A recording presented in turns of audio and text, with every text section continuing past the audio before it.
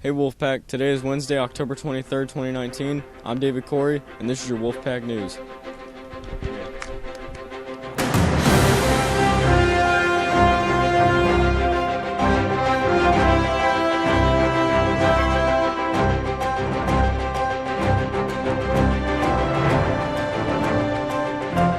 Brooklyn Williamson.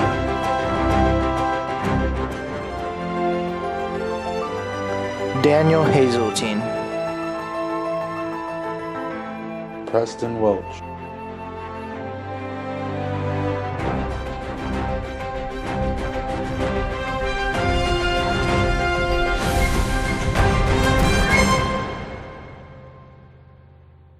Hey Wolfpack, today is October 23rd. I'm David Corey, and this is your Wolfpack News. China has been unveiling a lot of weaponry lately, but one of their latest reveals looks well out of this world. Called the Super Great White Shark by Chinese media, aircraft conjures up images of 1950s sci-fi movies more than 21st century technology. But China says armed helicopter was designed for the future digital information battlefield. State tabloid Global Times published an image gallery of the aircraft, calling it a fusion of modern, proven helicopter designs such as the American AH-64, Apache, and CH-53C Stallion, as well as Russian Ka-52 and Mi-26 copters. It also has blended wing design employed by stealth aircraft including U.S. B-2 bomber. Hey Wolfpack, I'm Hunter Bruce, and I'm here with some tragic, unfortunate news. Up-and-coming boxer Patrick Day tragically lost his life after suffering a traumatic brain injury Saturday night after being knocked out at his boxing match against Charles Conwell. Day was hospitalized in extremely critical condition Saturday night after he was knocked out by Charles Conwell in the 10th round of their USBA Super Welterweight title fight. Day was taken to Northwest Memorial Hospital and underwent emergency surgery. He lapsed into a coma and never regained consciousness. His promoter, Lloyd Dybella, announced Day's death in a statement Wednesday afternoon, saying the boxer was surrounded by his friends and family and members of his boxing team. The statement read, "Patrick Day didn't need to box. He came from a good family. He was smart, educated, and had good values, and had other avenues available to him.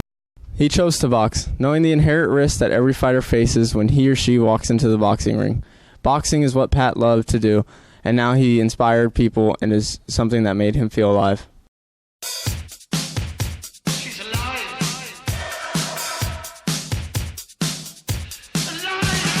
Science. Welcome to the Big Brain Challenge. Information guaranteed to blow your mind. I am the smartest man alive! Hey Wolfpack, this is Elijah Perez, and now it's time for the Big Brain Test Challenge. What is the capital of Italy? A. Little Rock, B. Phoenix, C. Rome, D. Montgomery.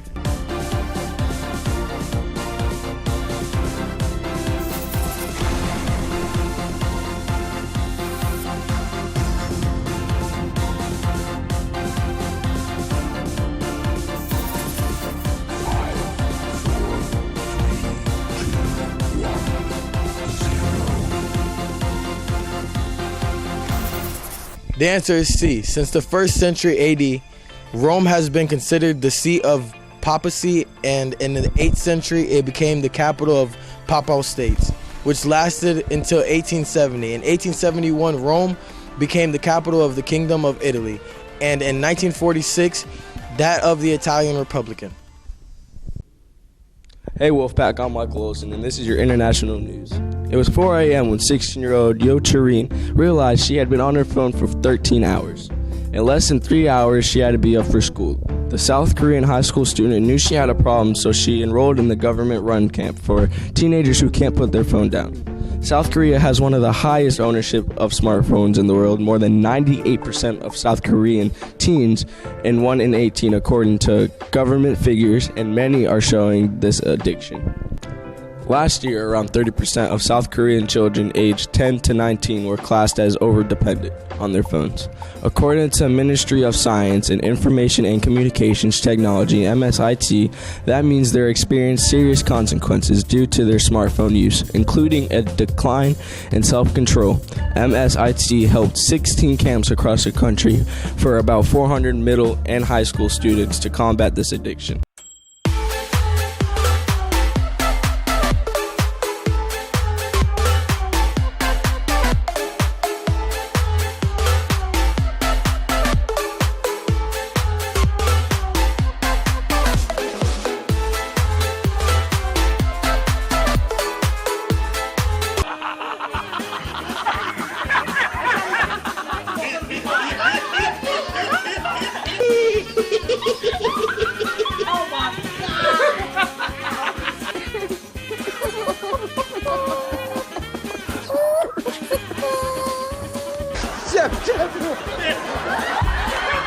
We had a marvelous night. Those were good days.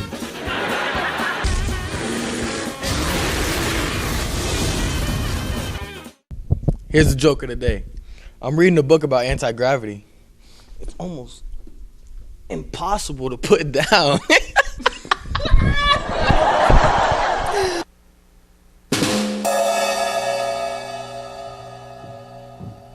That's it for today's broadcast. And remember, if it's news, it's at the Academy.